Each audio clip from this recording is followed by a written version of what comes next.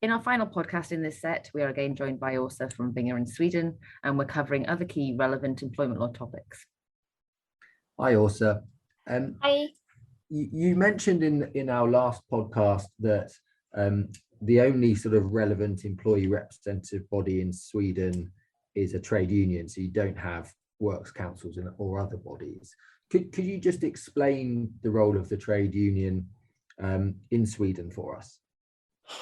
Yes, I'll try to, because it is rather straightforward, and it's not. So let me explain. But an employee can be an employee can be a trade union member, and if the company has a collective bargaining agreement, the employees of the same trade union or members of the same trade union can form a local trade union, as you would call it. That would be employees in the company, and that local trade union will be the first speaking partner in terms of consultation under the Co-Determination Act in Sweden. And then you could move from a local consultation to a central consultation if there's a dispute. Then either party has the right to call for a central consultation. And that means the Central Employers Association and the Central Trade Union. But in many companies, either with a collective bargaining agreement, and definitely in companies without a collective bargaining agreement, there will not be a local trade union. So therefore, for any consultation that the employer has to initiate, that would be asking the employees that are concerned by the specific questions to be consulted, whether they are a trade union member, and then the employer has to reach out to that or those trade unions for consultations. And that might seem strange for certain companies that we need to go externally with this request, but from a Swedish perspective, that's not anything strange, and the trade unions keep quiet about things and can't go sort of public with any details. And also typically there's a discussion with the trade union, or it's even in the consultation initiation made clear towards the trade union whether they can, before the first meeting with the employer, discuss things with the employees or with their members or not. So it really works as sort of an extended internal party, if you like. That makes sense. We know in a lot of European jurisdictions there are kind of sector level bargaining agreements, and that's not something that's particularly common. Well, it's not something that we have at all in the UK. Is that something you have in Sweden? So there are no generally applicable collective bargaining agreements or sector collective bargaining agreements based on sort of sector or based on certain type of employer or the number of employees or something like anything like that. So the only way to become bound by, or that's actually three ways, but so first the two formal ways to become bound by a collective bargaining agreement is to either enter into a membership of the Employers Association, and that's the most usual way to become a member. You will then also get automatically sort of become part of the insurances that you have to have by the collective bargaining agreement, and you also get support from the Employers Association under the fee to that association. You can also, as a company, enter into a direct collective bargaining agreement with a trade union or several trade unions. The most usual way to do so is to say in a short agreement with the trade union that we will at each time follow this collective bargaining agreement reached between other parties. We would never recommend that to a company reaching or wanting to enter into a collective bargaining agreement, because then it will be difficulties in interpreting the collective bargaining agreement.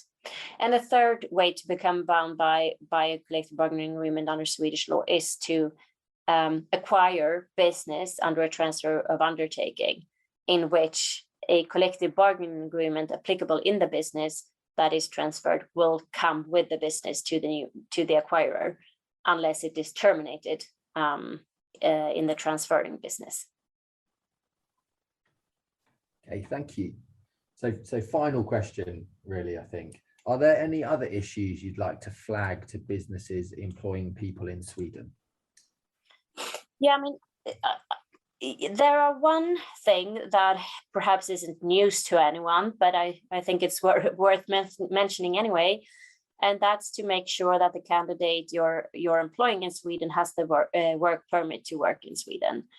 And that is basically not so different to many other jurisdictions, but still it's worth mentioning, I think. And especially if it's a UK company now that we have the Brexit situation. And also, I wanted to mention, due to the large extent of work we get from UK companies employing like one individual in Sweden to do certain type of work in Sweden, but not necessarily under a local entity in Sweden, that if there's a requirement for such employee to work from home, that could be a permanent establishment, meaning that that the income the company make in relation to Sweden would be taxed in Sweden. So before entering into an employment agreement with sort of a single employee with a foreign employer, the overall circumstances should really be looked at so that there's not a permanent establishment being considered from a Swedish tax perspective. And the third thing, perhaps that is interesting to know because of what I described in the last episode regarding firing, is that the somewhat unbalanced rule regarding terminations due to personal reasons and the lengthy disputes that could be the case, and also the employer's financial exposure in terms of terminations under Swedish law, is that there are changes planned in the Employment Protection Act, which would mean that the employment would actually be terminated in the end of the notice period when someone is terminated due to personal reasons and redundancy, but that's not changing. That has been the case before as well. So in this case, under personal reason termination, the employment would end in the end of the notice period. There will still be possible to have like a dispute following that. The employee would get, or the former employee would get, unemployment support during the dispute. And in the end of the dispute, if the employer is successful, nothing else is paid. If the employee is successful, then there will be a retroactive payment obligation for the period of the dispute. And also it should be made more clear what is actually legal grounds for termination due to personal reasons. So it's supposed to become more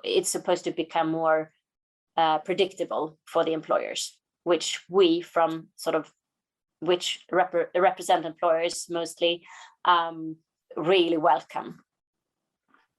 Yeah, that makes sense. And actually those changes, I suppose, bring that more in line with what we have. So employment terminates at the end of the notice period, and then if the employee is successful, then the damages reflect kind of their losses in the period up to the tribunal claim. So that makes sense.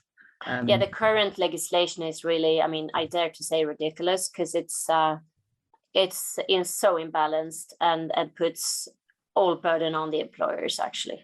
Yeah, and it can't be I suppose having an employee that you've tried to dismiss still working, it can't be pleasant for anyone.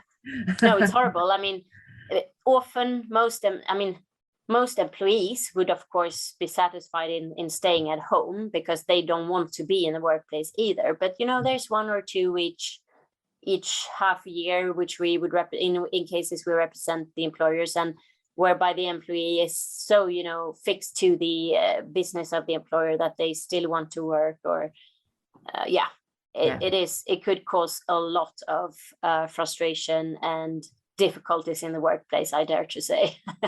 Absolutely.